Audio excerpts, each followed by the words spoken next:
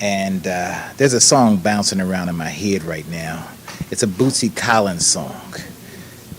Can't stay away. I can't stay away too long.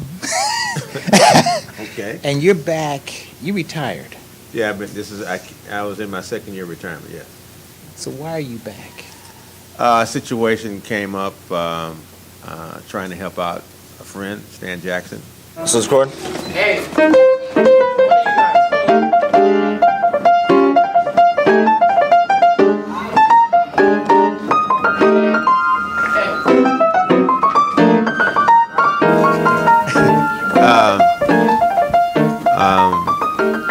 When I was in junior high school, I started thinking about it a little bit, right? But I was really I've always been into music all my life, as far back as I can remember.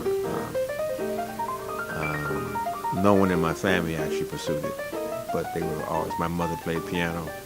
My father sang in a big band. I found out later on. My sister played piano before me. She's 3.5 years older than I am. And I used to always try to play what she was learning. So I remember that kind of growing up a little bit. But as I went to school, I noticed that I didn't have any black music teachers in the public school setting. I went to 116th Street School. I went to 118th Street School. I went to Gompers, a great guy, Don Dustin. The guy before him was Mr. Lombardo. When I came here to Washington, it was Mr. Chuck Edwards, great piano player, fantastic instructor. In fact, all the theory that I basically use today, I learned in high school. When I went to college, I almost didn't have to listen to the professors for a whole year because we had that much theory at the high school level. And I kind of took that over with me as a teacher. But what really got me into education, I never had a black music teacher, period. They were always white, not saying there was anything wrong with it, but I found that to be kind of unusual. So that's one reason I got into it. So then I thought about it, do I want to try to be a Herbie Hancock, or do I want to try to create Herbie Hancock? And that was in my head. And that was in my early 20s. Now, this will be the first time I've actually said this on an interview. I don't have the mind of a piano player. I understand the piano, but that's not that's my thing, that's my instrument, but I'm more of a writer than a player.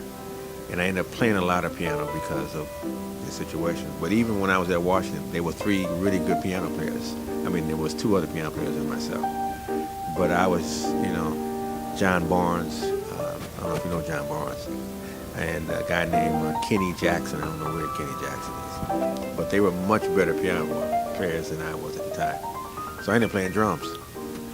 So, but the fact that I said, do I want to try to be a Herbie Hancock, or do I want to try to create Herbie Hancocks?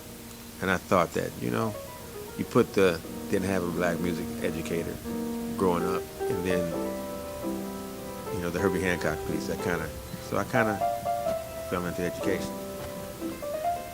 So then later on, be careful what you say, because I remember, 20 years ago, I remember hearing Herbie Hancock being interviewed by Gerald Wilson on KBCA in the afternoon one day. I just happened to be driving down the street. Gerald Wilson was a DJ. He asked Herbie in this interview, what do you think of Patrice Rushen, who's a former student of mine from Locke? And Herbie said, well, I do a lot of sessions, and I know Patrice is doing a lot of sessions. Sometimes I can't tell if that's Patrice playing or me playing. That just blew me away. I almost had to pull over. So and actually Herbie came to Locke in her junior year, I would think. I'm pretty sure. Yeah, because back then it was only 10th, 11th, and 12th. You didn't have the 4 years of high school.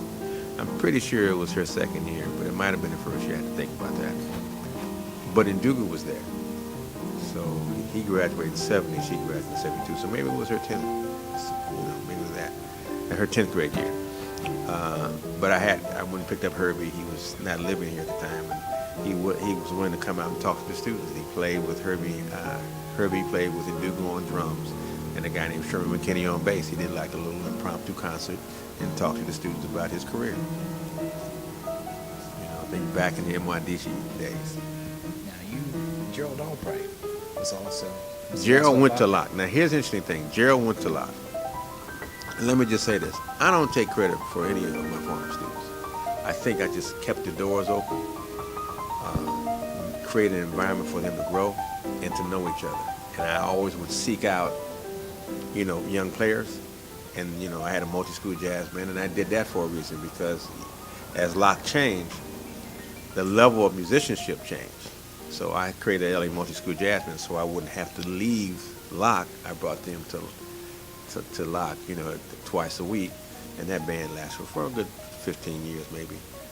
But same purpose. And again, I've learned as much from them as they probably have learned from me through the years. Because when Matrice was in school and Educator were in school, I just started teaching. So, but I was playing and doing other things, and 21, 22 years old guy. In fact, I taught 3 years. I was burned out from teaching after 3 years. The same year Patrice graduated from high school. So I retired because I was going to study with Donald Byrd at Howard, and he quit. So I ended up stuck in L.A. Donald Byrd. Yeah, that's one of my mentors. My two main mentors in the music would be Donald Byrd and Gerald Wilson. I put them pretty much, they kind of helped. And then I played with Willie Bobo. He kind of shaped a certain part of me in a way. But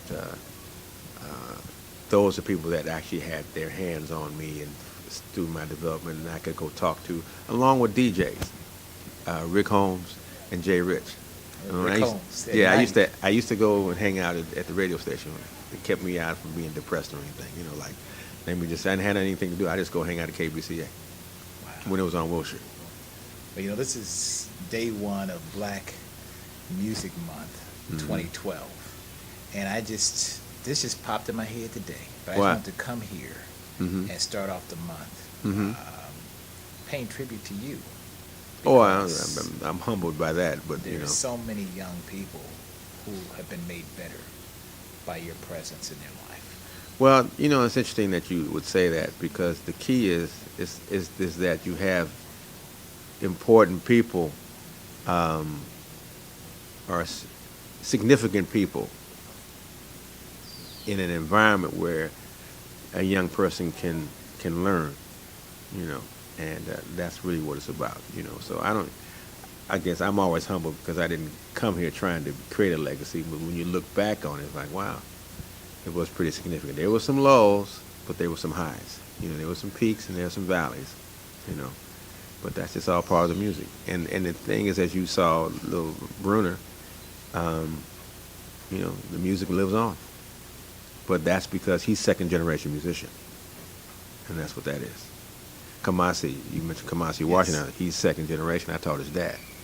But his dad was at Fremont and came to Locke because I was at Locke. But I've also taught at 4 high schools. Started off at Locke, ended up going to Cal State Long Beach for a year and a half as working on my master's, and then, which I didn't finish. That's one of my big mistakes. I did all the coursework. They said I got to rewrite my thesis. I was just doing too much music. I never looked back at that. Life goes on, baby. I know. But anyway, and then when I came back, there was no opening at Locke, so I ended up at Fremont for 4.5 years. Went back to Locke, then worked a year at Motown, came back to Locke, and then when it was time for me to look at retirement, Locke went to become a charter, and then you can't retire from a charter school, so I ended up over at King Drew, medicine and science magnet for 2 years, and then here I am at my alma mater. That's for great. For 4 months, three or 4 months, March, April, May, June, 4 months, yeah. Thank you, brother. Thank you. Thank you. All right.